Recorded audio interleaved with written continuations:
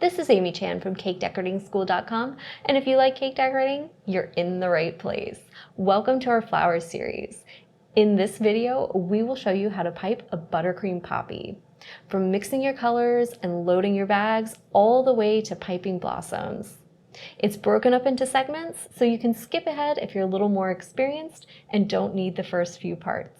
We're going to start by making the colors for our poppy. So I have just a couple ounces of buttercream in my first bowl that I'm going to use for a peachy pink, and just about an ounce, maybe a little less, and 2 more bowls that I'm going to use to make green and also a nice kind of dark black that's somewhere between a purple and a black. So I'm going to start with this peachy pink color, and I have my colors out. I've got neon bright pink, sunset orange, lemon yellow, royal blue, there it is, coal black, and also some violet. And for everything except the violet, I've got just a little bit out on the lid of a quart container because I'm going to use small amounts. The violet I'm just going to use in drops, so I'm just going to use the bottle for that. So I'm going to start with just a little bit of that bright pink, just a few little specks. We'll start with 3, and since we want to make kind of a peachy color, a little bit kind of corally vibe, I'm just going to put in 2 little dots of orange as well. So not a lot, just a little bit, enough to add some color to this so that we can see it, but not too much. We want to keep it in a nice pastel range, and poppies come in a range of colors and have a lot of different variety on the centers as well. So you can really have some fun with this and change up the colors and tweak the design a little bit to make a nice variety. So we're getting there. I'm just going to repeat this.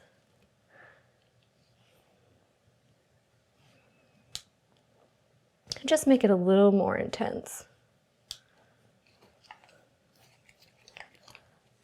Just so it reads a little more.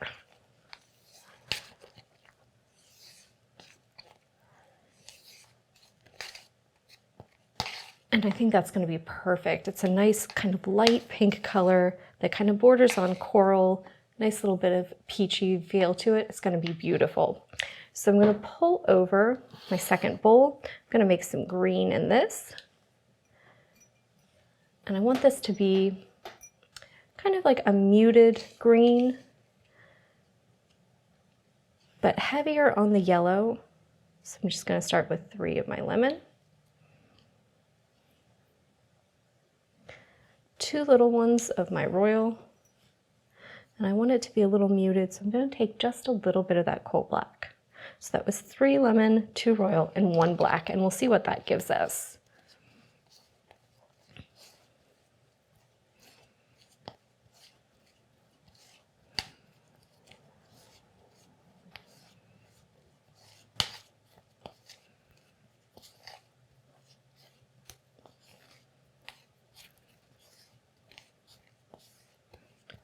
Right now, we've got like a beautiful kind of mossy, little bit sagey green.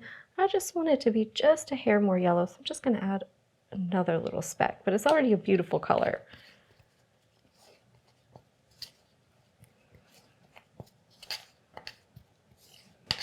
And adding just a little bit of black to your colors, or something else like brown, or even sometimes, depending on the actual color you're making, a little hint of blue or purple, can help give them kind of a low chroma, muted feel. And so that's going to be beautiful. It's just a little more intense than that peach that we made, but the 2 colors work well nice together, really nice together, so it's going to look beautiful as a center. So I'm going to put that aside, and I'm going to make my black color. So for this, I'm going to use drops of black and purple. I'm going to start with 1 each and see where that gets me. And it's important with intense colors to just start with less, mix it around a little bit, see where you're at. All right, I've got my big bottle of purple. We'll see if this comes out. There we go. Awesome. So same color, just a larger bottle. And we want to make a nice kind of dark color that's on the border of feeling like black and is still almost a little kind of like a charcoaly gray. And then as the color develops, it should deepen into really nice black. So we don't want it to look super, super dark, super black in the bowl, because once it develops, it'll kind of feel like a little dull and maybe a little flat because it'll have too much color in there. So that is definitely, that's great, right? We've got a nice color going. It's got like a nice kind of dark chalkboard feel to it. That's awesome. If you want to, you can add a little more purple to it, take it a little more towards that purple shade. We're looking for kind of like a midnight black,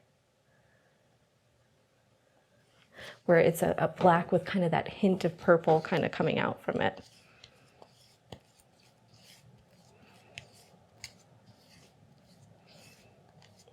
And that's going to be beautiful. It has this undertone of purple, but it's a really nice black color. So these are going to be the 3 colors for our poppies. We've got our peachy pink color, a nice kind of dull mossy green that's going to be for the actual centers, and this great black color that has that hint of purple to it for our stamens. For this project, we have 3 12-inch disposable decorating bags that we've loaded up with our frosting and our tips.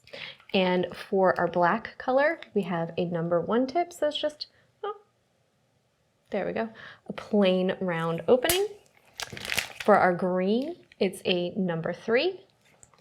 And for our peach color, it is a 124K. So you can see it's a nice thin opening. Those are those Korean tips. They're going to give you really, really delicate, soft, thin petals, right? So they're not always going to work for every type of flower, but I love these for making poppies. So this is a 124K. And just like any other large tip, you really want to make sure you're cutting the bag so it's far enough back that the entirety of that opening is exposed, but not too far back that you risk rocketing your tip out. So once you have those ready, we can move on to our techniques. Next, we are talking about our techniques to make our poppies. And the first thing we're going to talk about are the petals, and we're using our 124K. So when we're holding the bag, it's going to be almost flat against the surface, right? So very little angle or tilt to it to begin with. And our hand is out so that the end of this bag is kind of like in the 3 o'clock position. If you're lefty, it's just the opposite, right? And when we're making our petals, we're starting with the slightly fatter, because there's not much difference, end towards the center, right? So that kind of rounded one, and the pointed, skinnier one on towards the outside. And what we're doing is taking that tip, drawing it out, and then wriggling it a lot. Poppies have very kind of variegated petals. They have those nice little soft lines in them that make them look kind of crinkly or crepey, and that's what we're trying to get. So we're going to do that to make a nice wide petal, and then pull it back towards the center to finish it off. So we'll do a sample right down here. So we're going to go up, jiggle, jiggle, jiggle, jiggle, and then pull back. Don't worry if there's a little bit of a hole in your petal, that's perfectly fine. We're doing a second layer over these that it's going to be a little bit narrower and smaller, and it'll cover those up. So that's perfectly okay. You just want to make sure you get all those fun little crinkles on that outside edge. That's all you should focus about. The next are going to be our centers, and we're going to do a slightly more complex center. If you're just getting started and the idea of extra steps is kind of like a little too much, you can just go with a dot. We're using our 3 tip. We're going to hold it up off the surface, let that frosting balloon out and make a nice dot for us and finish it off well. And then if you want to make an extra kind of complicated center, what we're going to do is pipe little ridges. So just little lines that meet up at the center all the way around that dot. And I'll show you the little 2 that I did there so you can see them. And that's going to give it the look like there's a larger group or clump of those stamens or pistils inside, and you have a really complicated center where it's multicolored and kind of multifaceted that hasn't yet opened yet. So we're going to do that in the center. And then for the actual little stamens where we're using the black and the 1 tip, we're going to do what I call uncontrolled lines. Normally when you pipe a line, you want to touch down at the end of it to finish it off, right? So if we're piping a little line, we're going to touch down and then pull away so we get a nice controlled finish. the stamens inside of poppies kind of go in all directions. They have a lot of variation, variety. Some of them might kind of fold over the center. Some of them might be laying flat out. So in order to do that, we're going to start our line like normal without the air bubble trying to mess it up.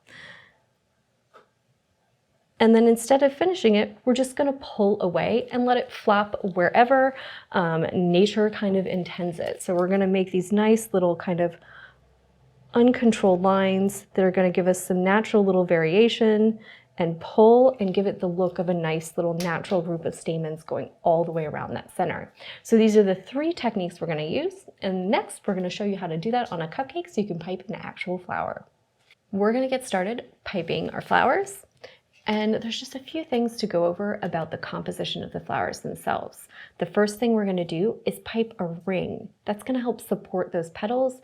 Those K-tips give you nice, delicate petals, and sometimes they need a little something underneath to help hold them up, give them a little lift, allow them something to curve over. So that's going to be very important. So we're just going to basically hold our cupcake, spin while we squeeze, and just give ourselves a little ring of frosting. Doesn't matter if it's even a little bit messy. Next, we're going to pipe our first row of petals. We're going to do them almost in a cross pattern, so 4 of them, each, 2 pairs across from each other. It's okay if the center of the cupcake's not filled in. We're going to do a second row of petals, and you want to make sure you're leaving a gap in between each of those petals.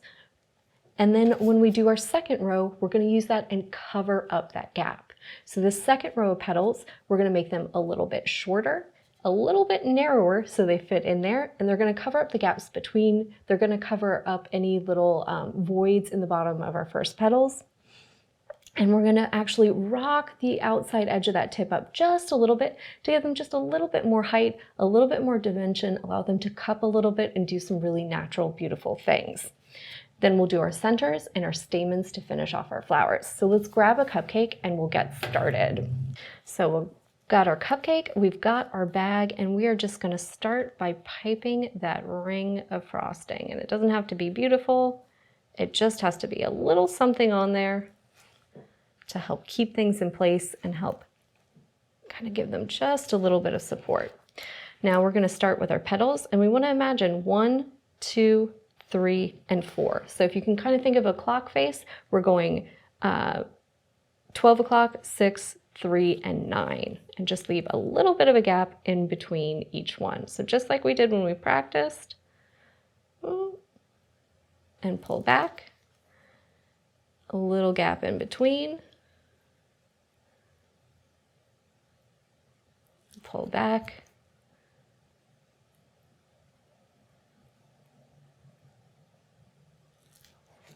fantastic.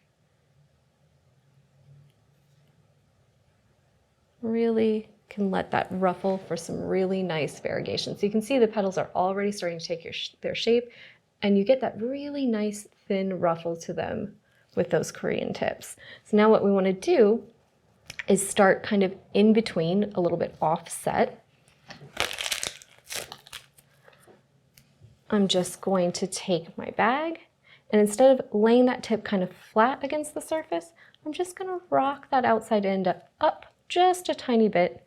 Start in between those 2 petals. Kind of, I use those little gaps at the base of them as a great place to start. And I'm going to go just a little shorter and then pull back. And you can see, because it's hitting on top of those other petals and those ruffles, it makes it stand up even more. And it's giving it that little bit of support it needs for those delicate ribbons of frosting. And just keep going in between 2 of the petals.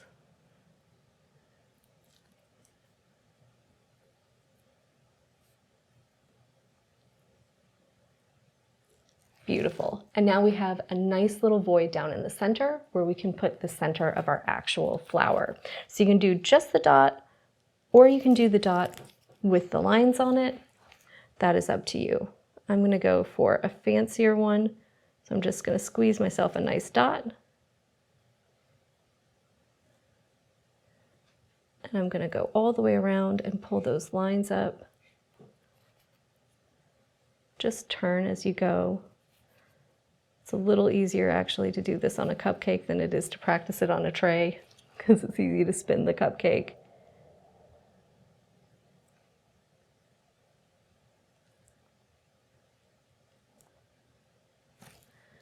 You can see that gives you just a little bit of texture there in the center.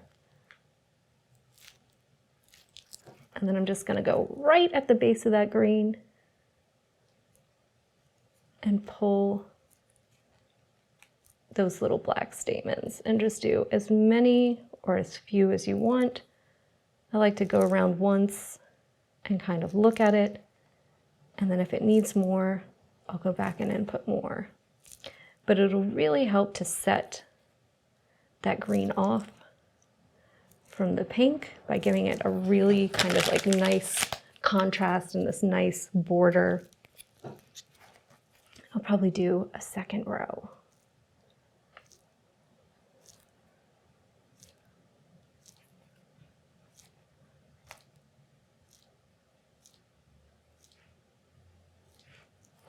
And there we have a beautiful poppy flower on a cupcake. You could do these directly on your cakes or on your flower nail and transfer them to cakes. If you're gonna do them on the flower nail, I recommend doing them on parchment paper, chilling them first so that they're easy to handle, and then you can transfer them to your cakes just as simple as you can make them. If you enjoyed this video and you'd like more about the cake decorating materials and equipment we use, or just some inspirational videos about cake decorating itself, you can follow us on Insta or YouTube at Cake Decorating School. If you'd like to know more about yearly membership and what it entails, you can go to www.cakedecoratingschool.com for more information. And if you're interested in these products, you can check the links in the description.